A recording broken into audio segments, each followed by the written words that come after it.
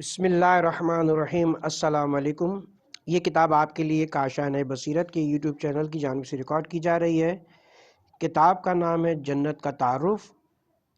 اب ہم کتاب کا پارٹ نمبر 2 پڑھیں گے۔ صفحہ نمبر 30، زیارت کی سوغات۔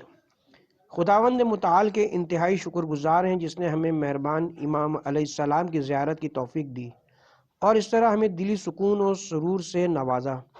اب جب کہ زیارت کی سعادت کے بعد ہم واپس لوٹنے کا ارادہ رکھتے ہیں تو کتنا اچھا ہوگا کہ جو لوگ ہمیں ملنے کے لیے آئیں گے انہیں سفر زیارت کی سوغات کے عنوان سے ایک ایسا ہدیہ دیں جو یادگار بھی رہے اور وہ لوگ زیارت کی فضیلت و برکت سے بھی بہرہ مند ہو سکیں۔ نمبر 1، دوسرے افراد کی نیابت میں امام کی زیارت۔ وہ تمام افراد جن کے دل ہمارے اس سفر زیارت میں ہمارے ساتھ ہیں لیکن کسی وجہ سے وہ نہیں آ سکتے تھے، وہ تمام افراد جنہیں ہم جانتے پہچانتے ہیں، خواہ وہ زندہ ہیں یا اس دنیا سے جا چکے ہیں اور مزید نیکیاں اپنے نامہ اعمال میں ذخیرہ نہیں کر سکتے، اور اسی طرح وہ تمام افراد جن کے حق و حقوق ہماری گردنوں پر ہیں، ایسے تمام افراد کی نیابت کی نیت سے ہم معصوم امام علیہ السلام کی خدمت اقدس میں سلام عرض کریں، ان کی طرف سے زیارت نامہ، زیارت امین اللہ، زیارت جامعہ پڑھیں اور ان کی نیت سے ذریعہ مطہر کی زیارت کریں۔ نمبر 2، حرم مطہر میں دوسرے افراد کی نیابت میں نماز پڑھنا۔ جب ہم اپنے وطن میں معصوم امام علیہ السلام کی زیارت کی نیت کرتے ہیں اور جان پہچان والے افراد اور رشتہ داروں سے مل کر معافیاں طلب کرتے ہوئے خدا حافظی کرتے ہیں تو متوجہ ہوتے ہیں کہ بہت زیادہ افراد حاجات رکھتے ہیں، التماس دعا کہتے ہیں۔ حرم مطہر میں حاضر ہونے کے بعد ایسے افراد کی نیابت میں ہمیں چاہیے کہ زیارت کرنے کے ساتھ 2 رکعت نماز حاجات بھی پڑھیں۔ امام رضا علیہ السلام کی زیارت کے دوران ان مہربان امام کے سرہانی کی جانب 2 رکعت نماز زیارت یا نماز حاجت پڑھنے کی روایات میں زیادہ تاکید کی گئی ہے۔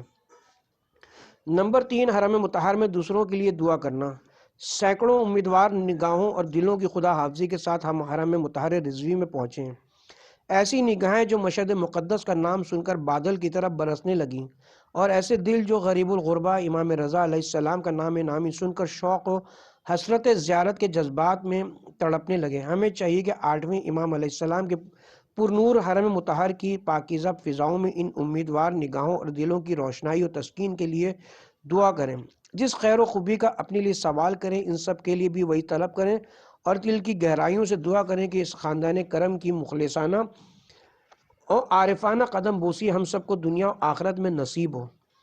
نمبر 4، علم و معرفت کی سوغات۔ سوغات میں سے ایک بہترین سوغات جس کا ہم قصد کر چکے ہیں کہ جب اپنے وطن واپس جائیں سب ملنے والے امیدوار مومنین کو بطور ہدیہ پیش کریں۔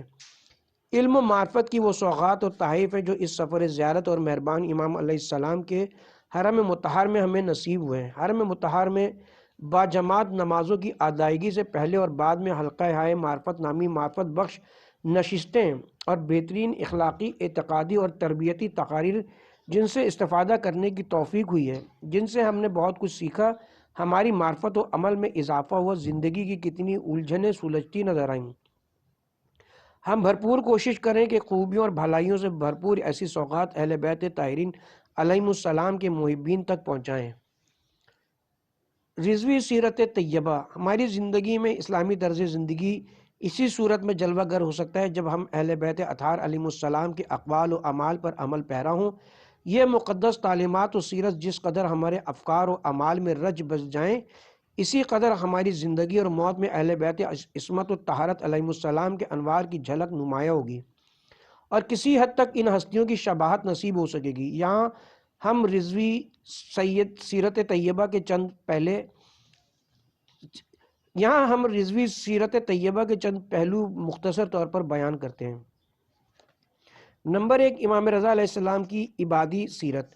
امام رضا علیہ السلام کی عبادی سیرت سے چند اہم نکات یہ ہیں۔ نمبر 1، حضرت امام رضا علیہ السلام نماز کے بعد ہمیشہ سجدہ شکر بجا لاتے تھے۔ نمبر 2، قرآن کریم کے ساتھ اس قدر مانوس تھے کہ حضرت کی تمام تر گفتگو، سوالات کے جوابات اور مثالیں قرآنی ہوتی تھیں، اور فرماتے تھے کہ ہر مسلمان کو نماز صبح کے بعد قرآن کریم کی 50 آیات کی تلاوت کرنا چاہیے۔ نمبر 3، حضرت رات کو کم وقت کے لیے آرام فرماتے تھے اور اکثر راتوں کو بیدار رہ کر عبادت خدا میں گزارتے تھے۔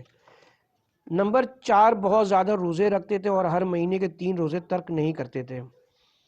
نمبر 5 دعا میں ہمیشہ محمد و آل محمد صلی اللہ علیہ وآلہ وسلم پر صلوات سے آغاز کرتے تھے۔ اسی طرح نماز میں اور نماز کے بعد بہت زیادہ صلوات پڑھتے تھے۔ نمبر 6 رات کو آرام کرنے کے وقت قرآن کریم کی بہت زیادہ تلاوت کرتے تھے، اور تلاوت کے دوران جیسی جنت یا جہنم کے بارے میں کسی آیت قرآنی پر پہنچتے تو بہت گریہ کرتے اور خداوند متعال سے جنت کی دعا کرتے اور آتش جہنم سے اس کی پناہ مانگتے تھے۔ نمبر 7 تمام اوقات میں ذکر خدا میں مشغول رہتے تھے اور سب سے زیادہ تقوی الہی کی رعایت کرتے تھے۔ نمبر 2 امام رضا علیہ السلام کی اجتماعی معاشرتی سیرت۔ حضرت کی سماجی و معاشرتی سیرت طیبہ سے چند اہم نکات پیش کیے جاتے ہیں۔ نمبر 1 جب لوگوں کے پاس جانا ہوتا تھا تو صاف ستھرے ہو کر جاتے تھے۔ نمبر 2 زبان سے کبھی بھی کسی کو تکلیف و اذیت نہیں پہنچاتے تھے۔ نمبر 3 کبھی بھی کسی کی بات نہیں کاٹتے تھے۔ نمبر 4 کبھی بھی کسی حاجت مند کو خالی ہاتھ نہیں لوٹاتے تھے۔ نمبر 5 دوسروں کے سامنے کبھی بھی پاؤں نہیں پھیلاتے تھے اور ٹیک لگا کر نہیں بیٹھتے تھے۔ نمبر 6 کبھی نہیں دیکھا گیا کہ آپ ٹہکا لگا کر ہنسیں، بلکہ حضرت کی ہنسی مسکراہٹ و تبسم کی صورت میں ہوتی تھی۔ نمبر 7 اپنے آپ کو معطر رکھتے تھے، خصوصاً لوگوں کی اجتماع میں شرکت کے وقت خوشبو لگا کر جانا پسند فرماتے تھے۔ نمبر 8 دوسروں کی بہت زیادہ خدمت کرتے تھے، بہت زیادہ صدقہ دیتے تھے اور یہ کام اکثر رات کو انجام دیتے تھے۔ نمبر 9 انتہائی تواضع و انکساری کا مزاج رکھتے تھے اور فرمایا کرتے تھے لوگوں کے ساتھ مہر و محبت سے پیش آنا آدھی عقل ہے۔ نمبر 10 انتہائی مہمان نواز تھے اور مہمانوں کا بہت احترام کرتے تھے۔ نمبر 3 امام رضا علیہ السلام کی خاندانی اور گھریلو سیرت۔ گھریلو مشکلات کے حل کے لیے حضرت کی گھریلو سیرت کے چند نکات مقابل توجہ ہیں۔ نمبر 1 حضرت ہمیشہ جوانوں کی شادی کے مسئلے پر توجہ کرتے تھے اور پسند فرماتے تھے کہ جوانوں کی گھریلو زندگی تشکیل پا جائے۔ نمبر 2 فرمایا کرتے تھے اس شخص کا ایمان بہتر ہے جس کا اخلاق بہتر ہو اور جو اپنے افراد خانہ کے ساتھ زیادہ مہربان ہو۔ میں اپنے گھر کے افراد کے لیے بہت مہربان ہوں۔ نمبر 3 خداوند متعال خواتین پر بہت زیادہ مہربان ہے۔ نمبر 4 جو شخص بھی اپنی کسی محرم خاتون کو خوش کرتا ہے خداوند متعال قیامت کے دن اسے خوش کرے گا۔ نمبر 5 جو شخص آکے والدین ہو جائے خداوند متعال اسے نہیں بخشتا۔ نمبر 6 والدین کی نافرمانی اولاد کے لیے خداوند متعال کی اطاعت سے باہر نکلنے کا باعث ہوتی ہے۔ نمبر 7 ماں اور باپ کے ساتھ نیکی اور حسن سلوک واجب ہے خواہ وہ مشرکی ہوں۔ نمبر 8 دینی تعلیم دینے والا معلم باپ کی طرح ہے، پس معلم کا حق جان لو اور اسے ادا کرو۔ نمبر 9 بڑا بھائی باپ کی طرح ہوتا ہے۔ نمبر 10 جس شخص کی مالی و اقتصادی حیثیت اچھی ہو اس پر واجب ہے کہ وہ اپنے اہل و عیال کو وسعت و آسائش میں رکھے۔ حرم مطہر میں حاضر ہونے کے احکام۔ زائرین کی سہولت کے لیے مساجد اور ائمہ اطہار علیہ السلام کے حرم مطہر میں حاضر ہونے کے بعض اہم احکام ذکر کر رہے ہیں۔ نمبر 1 مسجد اور حرم کا احترام برقرار رکھنا واجب ہے، لہٰذا جو کام بھی ان مقامات مقدسہ کی بے احترامی کا باعث ہو حرام ہے، جیسے آب دہن، تھوک پھینکنا یا جوتوں کے ساتھ داخل ہونا وغیرہ۔ نمبر 2 مساجد اور ائمہ معصومین علیہ السلام کے حرم مطہر کی زمین، چھت کے اندرونی و بیرونی حصوں اور دیواروں کی اندرونی اطراف کو نجس کرنا حرام ہے۔ نمبر 3 اگر مسجد کی کوئی جگہ نجس ہو جائے جس شخص کو علم ہو جائے وہ فوراً اس جگہ کو پاک کرے۔ نمبر 4 اگر ائمہ طاہرین علیہ السلام کے حرم مطہر میں کوئی جگہ نجس ہو جائے اسے پاک کرنا واجب ہے۔ نمبر 5 مسجد میں نماز ادا کرنا مستحب ہے اور کسی عذر کے بغیر مسجد کی ہمسائیگی میں رہنے والوں کا مسجد میں نماز کے لیے حاضر نہ ہونا مکروہ ہے۔ نمبر 6 معصوم امام علیہ السلام کے حرم مطہر میں نماز ادا کرنے کا بہت زیادہ ثواب ہے۔ نمبر 7 زائر کو چاہیے کہ ادب کی رعایت کرے اور معصوم علیہ السلام کی قبر مطہر کے آگے نماز نہ پڑھے۔ حرم مطہر زائرین کے سوالات اور ان کے جوابات۔ سوال نمبر 1 اگر ذریعہ مطہر تک ہمارا ہاتھ نہ پہنچ سکے تو کیا ہماری زیارت قبول ہے؟ جواب جی ہاں، زیارت میں معصوم امام علیہ السلام کے حضور زائر کا پہنچ جانا اور سلام عرض کرنا کافی ہے۔ ذریعہ مطہر کو مس کرنا، ہاتھ لگانا یا چومنا مستحب ہے، لیکن زیارت کی قبولیت کی علامت یا شرط ہرگز نہیں ہے۔ اگر خلوت ہو تو مس کرنے کا استحباب پورا کر لیں ورنہ ضروری نہیں ہے۔ راہ زیارت میں زیارت کے لیے تکالیف برداشت کرنے کا اجر و ثواب بہت زیادہ ہے، لیکن یہ بھی زیارت کے آداب میں سے کہ زائر دوسرے افراد کو کسی قسم کی اذیت و تکلیف نہ پہنچائے۔ سوال نمبر 2، اگر ہم نے نظر کی ہو، منت مانی ہو کہ ایک مقدار میں رقم ذریعہ مقدس کے اندر ڈالیں گے، کیا جائز ہے کہ ہم وہ رقم حرم مطہر کے نذرات کے دفتر میں جمع کرا دیں یا صندوق ڈونیشن باکس میں ڈال دیں؟ جواب، اگر کسی شخص نے اسی انداز میں نظر کی ہو اور صیغہ نظر پڑھا ہو تو جہاں تک ممکن ہو اسی انداز میں اپنی نظر کی ادائیگی کرے، لیکن اگر اس طرح ممکن نہ ہو تو نظر پر عمل کرنا واجب نہیں ہے۔ ایسی صورت میں وہ نظر کی رقم کو دفتر نذرات میں جمع کرا سکتا ہے۔ سوال نمبر 3، کیا مسافر نماز جماعت کی پہلی صف میں نماز ادا کر سکتا ہے؟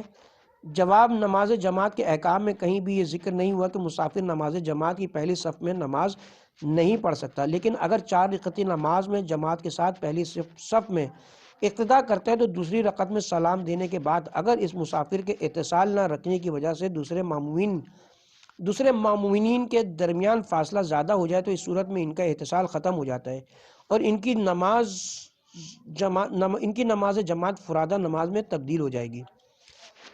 سوال نمبر 4، جو افراد عذر شرعی رکھتے ہوں اور امام رضا علیہ السلام کے حرم مطہر میں کہاں کا مشرف ہو سکتے ہیں؟ جواب، تمام مراجع عظام کی نظر میں ایسے افراد صحن مسجد گوہر شاد کے علاوہ حضرت امام رضا علیہ السلام کے حرم مطہر کے دیگر تمام صحنوں میں داخل ہو سکتے ہیں۔ صحن مسجد گوہر شاد مسجد میں شمار ہوتا ہے اور ظاہر مسجد میں عذر شرعی رکھنے والے افراد داخل نہیں ہو سکتے۔ حرم مطہر امام رضا علیہ السلام میں موجود مساجد جیسے مسجد جامع گوہر شاد، مسجد بالاثر جو مولا کی ذریعہ مقدس کے سرانے، اور اسی طرح دارالاخلاص، دارالفیض اور دارالشکر نامی 3 روائق جو ماضی میں 3 مساجد کی صورت رکھتے تھے، ان کے بارے میں بھی مراجع کی نظر یہ ہے کہ ان جگہوں پر توقف کرنا ٹھہرنا حرام ہے، لیکن بعض مراجع کے نزدیک ان مقامات پر ایک دروازے سے داخل ہو کر دوسرے دروازے سے نکل جانے میں شرعی اشکال نہیں ہے۔ البتہ دوسرے تمام رواقوں میں حاضر ہونے میں کوئی اشکال نہیں ہے، جبکہ ایسے افراد کا تمام مراجع اعظام کے نزدیک حرم مطہر کی گنبد کے نیچے ٹھہرنا حرام ہے۔ سوال نمبر 5، اموات مرحومین کے لیے کس طرح نماز پڑھیں؟ جواب، قضا یا مستحبی نمازیں جیسے نماز زیارت میت کی نیابت میں پڑھی جا سکتی ہے۔ صحیح روایت کے مطابق ان نمازوں کا ثواب مرحومین کو پہنچتا ہے جس سے وہ خوش ہوتے ہیں۔ سوال نمبر 6، کیا معصومین علیہ السلام کی ذریعہ مطہر کے ساتھ تالے لگانا یا کپڑے باندھنا جائز ہے؟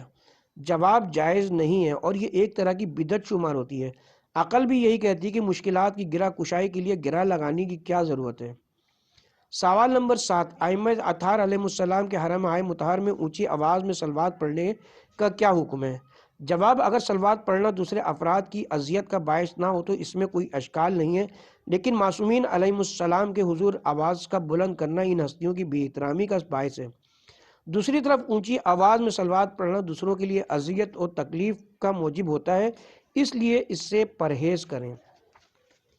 اب جبکہ خداوند یادگار و جاویدانی عہد و پیمان، اب جبکہ خداوند متعال کی عطا کی ہوئی توفیق سے ہم زیارت کے لیے حاضر ہوئے ہیں، کتنا اچھا ہے کہ ہم بھی اس نعمت کا شکریہ ادا کرتے ہوئے حضرت امام رضا علیہ السلام کی ملکوتی بارگاہ میں اپنے رؤوف و مہربان امام علیہ السلام کے ساتھ عہد و پیمان باندھیں تاکہ یہ زیارت یادگار زیارت ہو جائے اور ہم اس کے دیرپا اسرار اور ثمرات سے دنیا و آخرت میں مستفید و بہرہ مند ہو سکیں۔ زیارت کا وعدہ، اے مہربان امام، آپ کی زیارت ہمارا وظیفہ ہے اور یہ ایسا عہد و پیمان ہے جو ہمیشہ ہماری گردنوں پر ہے۔ اس کے بعد آپ جیسے مہربان آقا و مولا کی زیارت کو اپنی زندگی کے ایک اہم پروگرام کی حیثیت دیں گے۔ کوشش کریں گے آپ کے حرم مطہر اور قبر منور کی زیارت کے لیے حاضر ہوتے رہیں، اور اگر دنیا کے حالات سے مجبور ہو کر حاضر نہ ہو سکے تو دنیا کے جس کونے گوشے میں ہوئے ہیں وہیں سے آپ کی زیارت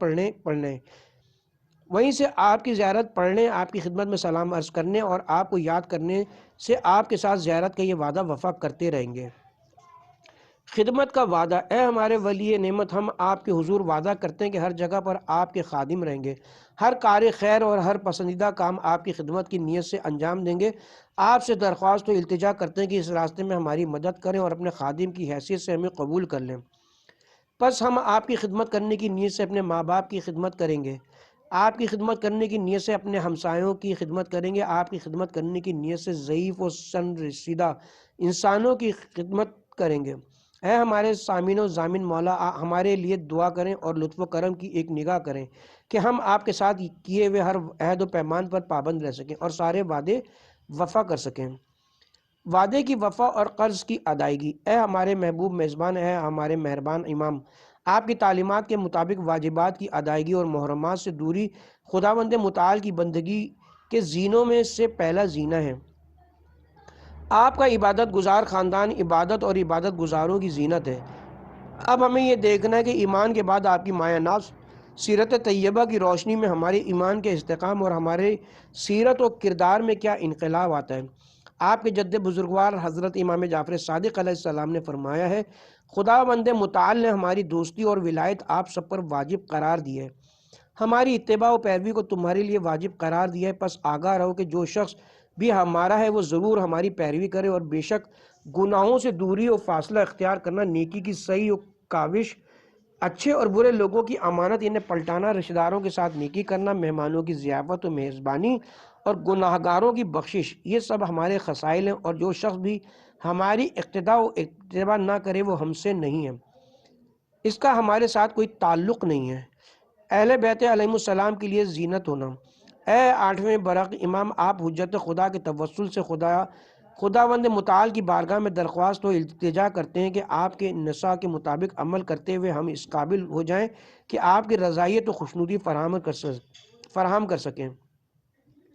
آپ کے جد بزرگوار حضرت امام جعفر صادق علیہ السلام نے اپنے چند شیعوں سے فرمایا تھا، اے گروہ شیعہ، ہمارے لیے زینت بنو اور مائع ننگ و آر مت بنو، لوگوں کے ساتھ خوش زبان خوش اخلاق رہو، اپنی زبان قابو میں رکھو، زیادہ باتیں کرنے اور نازیبہ باتیں کرنے سے پرہیز کرو۔ حرم مطہر رضوی کی بعض ثقافتی فعالیات۔ نمبر 1، حرم مطہر کی باجماعت نمازیں۔ حرم مطہر رضوی کے صحنوں اور رواقوں میں باقاعدہ باجماعت نمازیں نہایت اہتمام کے ساتھ ادا کی جاتی ہیں۔ حرم مطہر کی ملکوتی فضا میں اقامہ نماز جماعت کا یہ سلسلہ یہاں کے پرشکوہ معنوی مناظر کی عکاسی کرتا ہے۔ نمبر 2، قرآنی فعالیات۔ حرم مطہر میں گزشتہ چند سالوں سے مدرسہ دو درب نامی تاریخی مدرسہ قرآن الکریم آستان قدس رضوی کے نام سے قرآنی فعالیت کی تجلی گاہ ہے۔ اس مرکز میں تعلیمات قرآنی کی کلاسیں، ورکشاپس، نشستیں، دروس، مقابلے، کانفرنسیں، قرآنی فیسٹیول اور محافل قرآنی جیسے مختلف پروگرام منعقد ہوتے ہیں۔ اس طرح یہ مرکز قرآنی معارف کی ترویج و اشاعت میں نمایاں کردار ادا کر رہا ہے۔ نمبر 3، تخصیصی پروگرام۔ حرم مطہر رضوی کے تخصیصی پروگرام علمی و ثقافتی میدانوں کے فعال ترین ہونہار طلباء اور برتر و منتخب اسٹوڈنٹس کے لیے منعقد کیے جاتے ہیں، جن کے لیے مناسبتی اور غیر مناسبتی موضوعات کا انتخاب کیا جاتا ہے۔ نمبر 4، اعتقادی سوالات کے جوابات کے لیے دفاتر۔ حرم مطہر رضوی میں عقائد سے متعلق زائرین کے سوالات کے جوابات کے لیے دفتر کا اہتمام کیا گیا ہے۔ ان دفاتر میں دین اسلام اور دیگر ادیان کے عقیدتی سوالات کے جوابات کے علاوہ ماہر و متخصص افراد ایسے غیر مسلم افراد کی رہنمائی و مشاورت کی خدمات بھی فراہم کرتے ہیں جو دین مبین اسلام کی حقانیت کے بارے میں سوال کرتے ہیں۔ ایسے کئی افراد اپنے اشکالات اور سوالات کے قانع کنندہ جوابات حاصل کرنے کے بعد دین مبین اسلام قبول کرنے کا شرف حاصل کر لیتے ہیں۔ اس سلسلے کے 2 دفتر مدرسہ پریزاد میں جوابات کے مرکز ہیں اور ایک دفتر صحن جامع رضوی باب الہادی علیہ السلام میں واقع ہے۔ نمبر 5، خواتین اور مرد حضرات کے شرعی سوالات کے جوابات کے لیے دفاتر۔ خواتین اور مرد حضرات کے شرعی سوالات کے جوابات کے لیے دفاتر مسجد گوہر شاد، مدرسہ پریزاد، صحن انقلاب اسلامی اور صحن آزادی میں دن رات 24 گھنٹے، جبکہ روائق دارالمرحمہ میں موجود دفتر صبح اور عصر کے اوقات میں مطلقہ خدمات انجام دیتے ہیں۔ خواتین کے شرعی سوالات کے جوابات کے لیے صحن جمہوری اسلامی اور صحن آزادی میں دن رات، جبکہ صحن انقلاب اسلامی، روائق دارالمرحمہ اور روائق دارالحجہ میں موجود دفاتر صبح اور عصر کے اوقات میں ان خدمات کی انجام دہی میں مصروف عمل رہتے ہیں۔ نمبر 6، بچوں کے لیے خصوصی پروگرامز کبوترانہ۔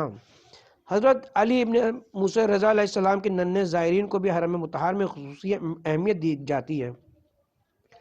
بچوں کی دینی معلومات بڑھانے، دینی مہارتیں سیکھنے اور مشہد مقدس کے زیارتی سفر کو حسین یادگاروں سے مزین کرنے کی غرض سے سین جامع رضوی باب الہادی علیہ السلام میں کبوترانہ کے نام سے ایک خصوصی نمائشی مرکز کا اہتمام کیا گیا ہے۔ نمبر 7، غیر ایرانی زائرین کے لیے مذہبی ثقافتی پروگرامز۔ آستانِ قدس رضوی کی معاونیت تبلیغات اسلامی کے تحت غیر ایرانی زائرین کے امور کی نشاندہی کے لیے تشکیل پانے والا ادارہ سیرت رضوی کے محور پر معارف اسلامی کی ترویج و اشاعت کے ہدف سے لائق تحسین فعالیت میں مصروف ہے۔ اسی طرح اس ادارے میں دینی مسائل کے جوابات اور حضرت امام علی بن موسیٰ رضا علیہ السلام کے زائرین اور سیاحت و زیارت کے لیے آنے والے مہمانوں کے لیے مختلف خدمات فراہم کرتا ہے۔ غیر ایرانی زائرین کے اس ادارے کی اہم فعالیت اس طرح ہے۔ نمبر 1، تحقیقی و تالیفی فعالیت کی سرپرستی۔ نمبر 1، دنیا کی 20 سے زیادہ زندہ زبانوں میں مذہبی کتب کی تالیف، تراجم، طباعت و اشاعت اور احاطہ۔ اسی طرح ثقافتی محصولات کے تحائف کی فراہمی۔ نمبر 2، ثقافتی تبلیغی مجلات کی عربی، اردو، انگلش اور آذری زبانوں میں تدوین و ترویج۔ نمبر 3، ملٹی میڈیا کے لیے پروگرام فراہم کرنا، 5 زبانوں میں مختلف مجلات، پمفلیٹس، ثقافتی، معرفی اور ترویجی پوسٹر اور اسی طرح 12 مختلف زبانوں میں سماجی چینلز میں فعال شرکت۔ زائرین کے لیے خدمات۔ نمبر 1، فقہی اور شرعی احکام کا بیان، معرف دین کی تبلیغ، قرأت قرآن مجید، تفسیر قرآن مجید، تقاریر، دعاؤں اور زیارات کی قرأت، مدح سرائی اور مرثیہ خوانی اور نحو خوانی۔ نمبر 2، زیارتی و سیاحتی کاروانوں اور گروہوں کے لیے تبلیغی اور ثقافتی خدمات۔ نمبر 3، عالم اسلام کے مسائل کے بارے میں علمی، تخصیصی، بین الاقوامی نشستوں، کانفرنسوں اور دیگر پروگراموں کا انعقاد۔ نمبر 4، بچوں اور نوجوانوں کے لیے تھیٹر، ڈرائنگ اور دستکاری وغیرہ کی شکلوں میں پروگرام پیش کرنا۔ نمبر 5، دینی مشاورت کی نشستوں اور تعلیمی ورکشاپ کا انعقاد۔ نمبر 6، دین مبین اسلام قبول کرنے والے خوش نصیب افراد کے لیے مشاورت اور رہنمائی۔ یہ خدمت سال بھر کے تمام ایام میں اکثر اوقات غیر ایرانی زائرین اور مجاورین کو روائق دارالمرحمہ، روائق غدیر اور روائق کوثر میں فراہم کی جاتی ہیں۔ نمبر جیم، زائرین کے ساتھ مسلسل رابطہ۔ نمبر 1، ای میل بھیجنا اور موصول کرنا، نیٹ پر خط و کتابت۔ دنیا بھر سے جو لوگ دلچسپی رکھتے ہیں مندرجہ ذیل الیکٹرانک ایڈریس پر رابطہ قائم کر کے ان مختلف خدمات سے استفادہ کر سکتے ہیں۔ IRO@imazshrine.com۔ نمبر 2، بذریعہ ڈاک ارسال۔ سب جانتے ہیں کہ کتاب رابطے اور جن سے ظاہر ہوتا ہے کہ دنیا کے بہت سے ممالک میں بہترین دینی و مذہبی مکتوب منابع کی بہت کمی ہے۔ نمبر 3، سوشل چینلز کی خدمات۔ ویب کی فضا میں فعال ہونے کے ساتھ ساتھ آستانِ پوسٹل رابطے کے شروع ہونے کی ایک دہائی گزر جانے کے بعد بھی افراد اور علمی و ثقافتی ادارہ جات کی جانب سے کتب اور ثقافتی تحائف ارسال کرنے کی درخواستیں ابھی تک موصول ہو رہی ہیں، جن سے ظاہر ہوتا ہے کہ دنیا کے بہت سے ممالک میں بہترین دینی و مذہبی مکتوب منابع کی بہت کمی ہے۔ نمبر 3، سوشل چینلز کی خدمات۔ ویب کی فضا میں فعال ہونے کے ساتھ ساتھ آستانِ قدس رضوی کی اسلامی تبلیغات کا ادارہ سوشل چینلز کے میدان میں بھی فعال کردار ادا کر رہا ہے۔ مجازی فضا میں دلچسپی رکھنے والے تمام افراد سوشل میڈیا اور میسنجرز میں رضوی معارف کے ساتھ رابطے میں رہ سکتے ہیں اور اس طرح 10 مختلف زبانوں میں خدمات حاصل کر سکتے ہیں۔ Internet address www.imazshrine.com۔ AQR.IR، email IROAdreSHRINE.com۔ حرم مطہر رضوی کے براہ راست programs: T V Razavi .IR، TV.RAZAVI.IR، Facebook.com امام رضا، Facebook.com IMAMREZAENI،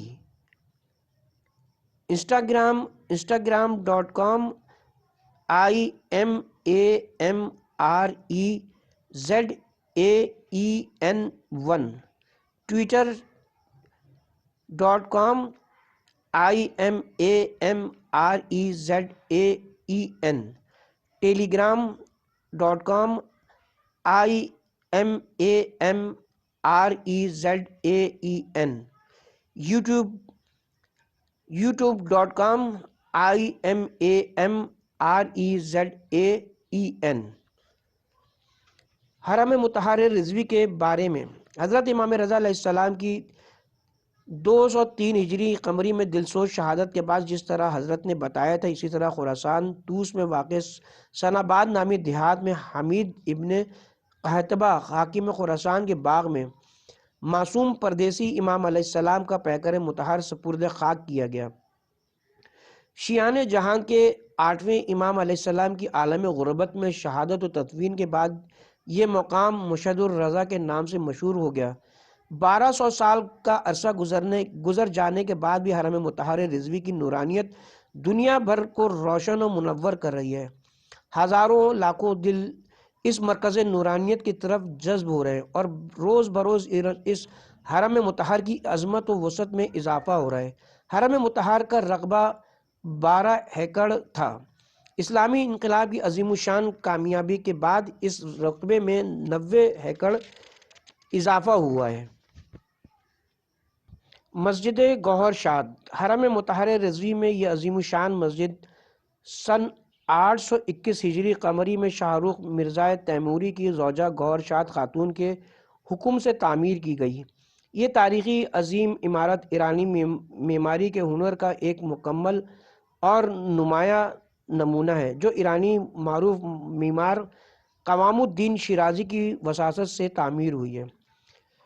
اچھا، اس مسجد کے متعلق ایک اور بات جو کہ اس کتاب میں نہیں ہے لیکن میں اپنی آنکھوں سے بھی اس دیکھ کے آیا ہوں کہ یہاں پر ایک منبر تیار کر کے رکھا گیا ہے جس کے 14 زینے ہیں اور جو کہ لکڑی سے بنا ہوا ہے، اور یہ عظیم الشان منبر جس کے 14 زینے ہیں وہ ہر ایک معصوم کے نام سے الگ کے نام سے موسوم ہے۔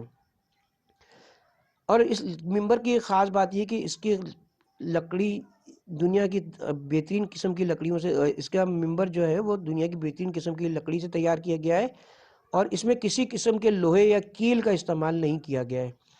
بنانے والے کا اس میں عقیدہ یہ ہے کہ اس کی جب امام زمانہ علیہ السلام انشاءاللہ ظہور فرمائیں گے تو وہ آ کر اس منبر پر خطاب فرمائیں گے۔ اب دوبارہ سے کتاب سنہرا گنبد: رضوی ملکوتی بارگاہ کا سنہرا گنبد مذہبی و ہنری جلووں میں سے ایک خوبصورت ترین جلوہ ہے۔ 6 صدی ہجری کی شروعات میں سلطان زنجیر سلجوقی کے وزیر شرف الدین ابو طاہر قمی نے قبر مطہر پر موجود ابتدائی قبے کے اوپر تعمیر کا اقدام کیا۔ یہ وہی گنبد ہے کہ جس کو تعمیر ہوئے 900 سال سے زیادہ عرصہ گزر رہا ہے۔ حرم مطہر رضوی کی زری آئے مبارک: زری ایسی جالیوں کا دیدہ زیب مجموعہ ہے جو قبر مطہر اور صندوق قبر کے اوپر نصب کیا جاتا ہے۔ تاریخی شواہد کی بنا پر حضرت امام رضا علیہ السلام کے مرقد منور پر زریع اتھر کا نصب کیا جانا صفویہ دور حکومت سے رائج ہوا ہے۔ اس سے پہلے اس سلسلے میں کوئی معلومات میسر نہیں ہیں۔ صفویہ دور سے اب تک امام رؤوف علیہ السلام کے مرقد مطہر پر 5 ذریعے نصب ہو چکی ہیں۔ حرم مطہر کے صحن، حرم مطہر میں موجود 4 دیواروں کے اندر عبادت کی کھلی فضاؤں کو صحن سے تعبیر کیا جاتا ہے۔ حرم مطہر رضوی کے 10 صحن ہیں، جیسے صحن انقلاب اسلامی، صحن آزادی، صحن جمہوری اسلامی، صحن غدیر اور صحن جامع رضوی۔ اچھا، صحن جامع رضوی کے متعلق بھی ایک بات یہ کہ صحن جامع رضوی کا نام اب تبدیل کر کے صحن پیمبر اعظم کر دیا گیا ہے، اور اس کے وسط میں سنہری گنبد جو کہ مسجد نبوی کی خاص پہچان ہے اس کو بنایا گیا ہے، اور یہ اتنا بڑا صحن ہے کہ اس میں ایک وقت میں 72,000 آدمی نماز پڑھ سکتے ہیں۔ جو صحن رضوی جامع رضوی کا نام ہے، اب یہ صحن پیمبر اعظم ہو گیا ہے، اور اس کے ساتھ ہی ایک اور صحن ہے جو اس کا نام اس کتاب میں درج نہیں ہے، صحن کوثر۔ صحن کوثر میں جو ٹائلز لگے ہوئے ہیں وہ ٹائلز، ان ٹائلز کے اوپر فاطمہ لکھا ہوا ہے، اور یہ تقریباً 15,000 ٹائلز ہیں جو اس صحن میں لگے ہوئے ہیں، دیواروں پہ لگے ہوئے ہیں، اور جو دور سے اور بہت غور سے دیکھنے کے بعد سمجھ میں آتا ہے کہ وہ ان پہ سب میں ٹائلز لگے ہوئے ہیں۔ بہت شکریہ۔ کتاب دوبارہ سے، حرم مطہر میں 6 صحن اسلامی انقلاب کی عالیشان کامیابی کے بعد تعمیر کیے گئے ہیں۔ حرم مطہر کے رواق، حرم مطہر کی ڈھکی ہوئی عبادی فضا کو رواق کہا جاتا ہے۔ حرم مطہر رضوی میں 33 رواق ہیں، جن میں رواق دارالحرمہ، رواق کوثر، رواق امام خمینی، رواق دارالحجہ، رواق غدیر، رواق دارالہدایہ شامل ہیں۔ اس کے ساتھ ہی یہ کتاب یہاں پہ اپنے اختتام کو پہنچی، جنت کا تعارف، جو کہ جس کے مؤلف محترمہ فاطمہ گوہری بہابادی صاحبہ تھیں، اور ترجمہ اس کا سید تحریر علی نقوی صاحب نے کیا تھا۔ بہت شکریہ۔